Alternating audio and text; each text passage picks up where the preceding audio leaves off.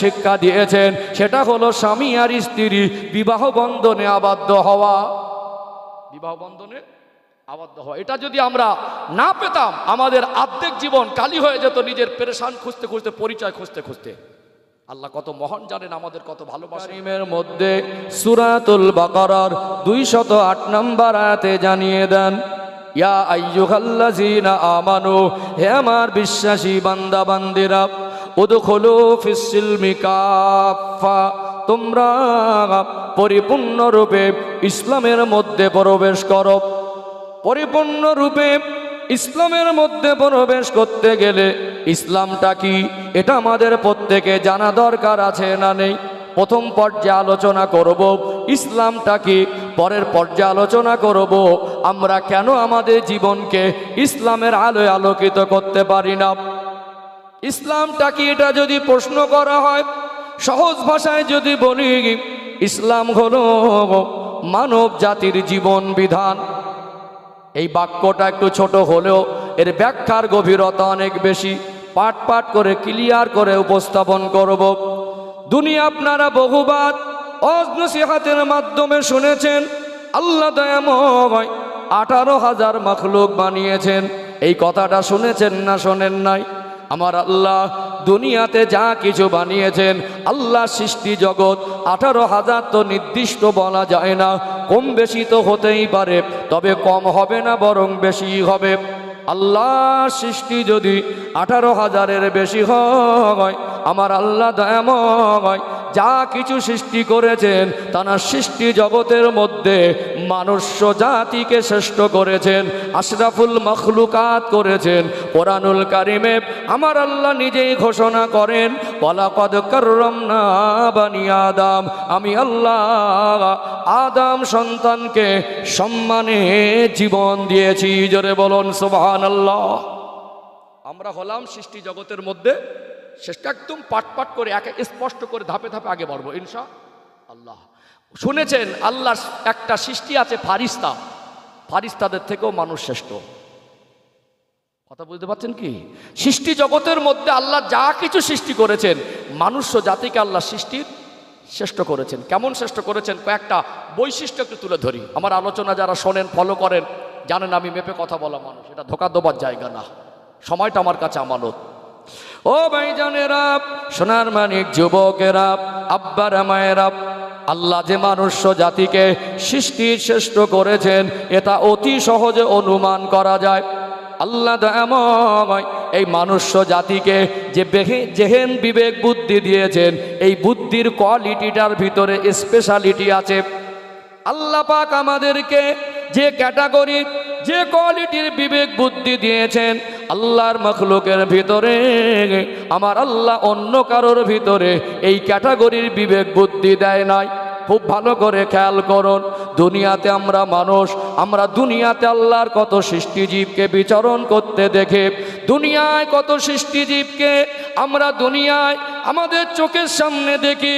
বলুন তো দেখি, মানুষ ব্যতীত একটা মানুষকে কি মানুষ ব্যতীত দুনিয়ার কোনো জীবজন্তুর প্রাণীকে কি দেখেছেন তারা দুনিয়ায় নতুন নতুন কিছু আবিষ্কার করছে? দেখেছেন? মানুষ ছাড়া নতুন কিছু আবিষ্কার করেছে আল্লাহর কোনো সৃষ্টিজীব, এটা কোনোদিন দেখেছেন? দেখেন নাই।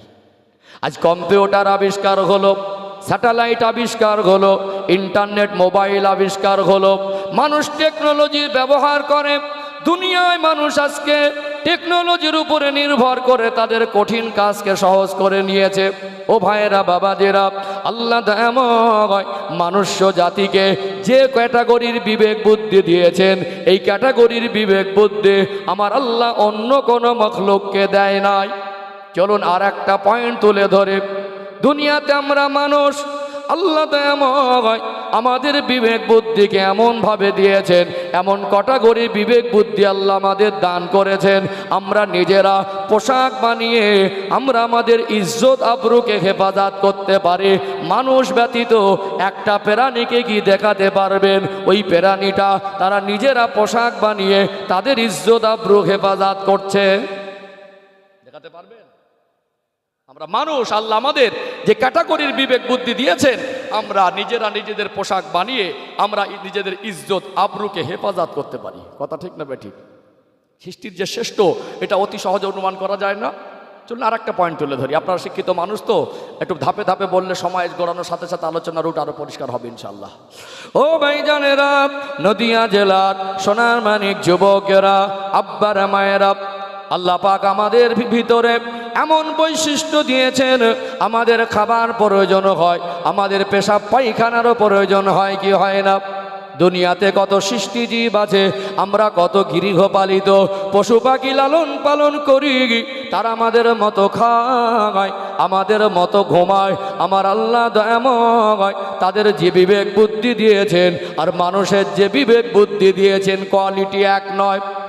আমরাও পেশাব পায়খানা করি, আল্লাহর কত মখলুক আছে, কত জীব জন্তুর আছে, তারাও পেশাব পায়খানা করে। মানুষ ব্যতীত একটা প্রাণীর নাম কি বলতে পারবেন পেশাব পায়খানা করার পরে ওই নোংরা জিনিস থেকে তারা ধৌত করে পবিত্রতা অর্জন করে? দেখাতে পারবেন কি? দেখাতে পারবেন না। আল্লাহ আমাদের কেমন ভাবে বানিয়েছেন, আমরা জরুরাত ছেড়ে নোংরা জিনিস থেকে ধৌত করে পবিত্রতা অর্জন করতে পারি। ও ভাইজানেরা, সোনার মানিক যুবকেরা, আব্বারা মায়েরা, চলুন নেক্সট পয়েন্ট, পরবর্তী পয়েন্ট তুলে ধরে একদম মেপে কথা বলবো, রেফারেন্স সহ কথা বলতে পছন্দ করে।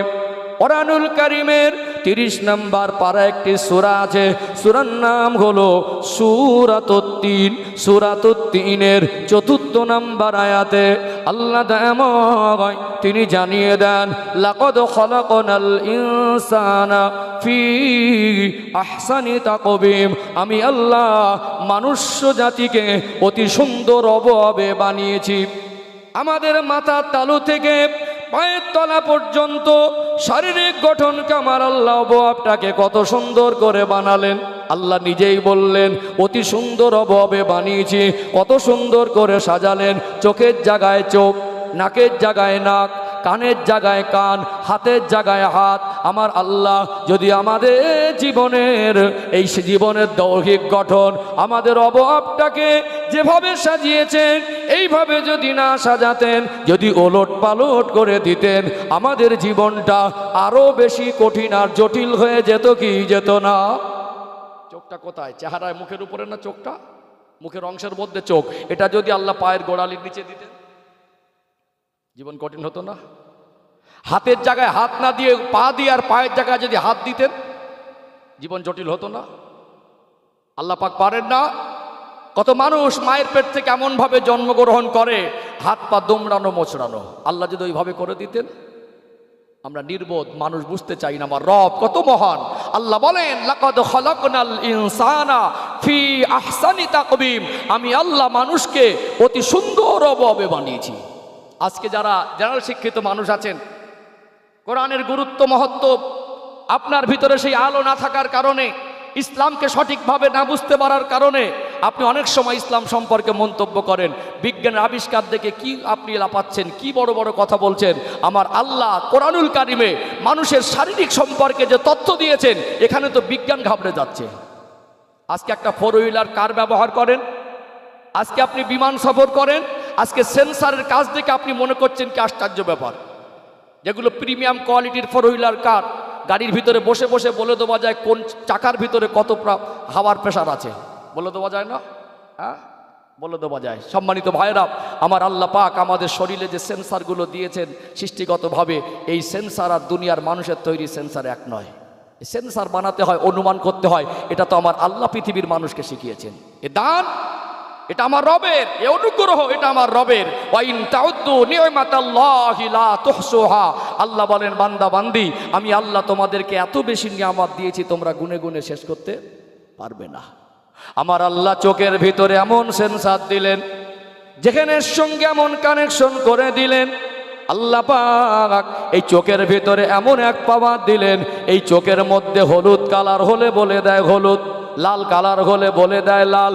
জিহ্বার মধ্যে আমার আল্লাহ এমন সেন্সার দিয়েছেন, ওই জিহ্বার মধ্যে সামান্য একটা ছোট্ট শরীরের অংশ, এই জিহ্বার ভিতরে ঝাল লাগলে বলে দেয় ঝাল, টক লাগলে বলে দেয় টক, মিষ্টি লাগলে বলে দেয় মিষ্টি।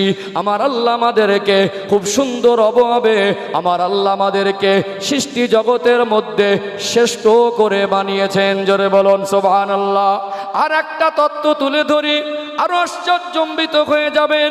দুনিয়াতে আমরা মানুষ, আল্লাহ দয়াময় আমাদেরকে এই ছেলে আর মেয়ে জীবনে একটা নির্দিষ্ট সময়ে আমার আল্লাহ যখন যৌবন দেন, নারী পুরুষ উভয়ের মধ্যে এই যৌবন জীবনের পবিত্রতা বজায় রাখার জন্য আমার আল্লাহ একটা সম্পর্কে, যদি এই বিবাহের সিস্টেম আল্লাহ পাক না দিতেন, পশু পাখির মতো যদি চলতো, জীবজন্তুর মতো যদি চলতো, শিক্ষা দিয়েছেন সেটা হলো স্বামী আর স্ত্রী বিবাহ বন্ধনে আবদ্ধ হওয়া।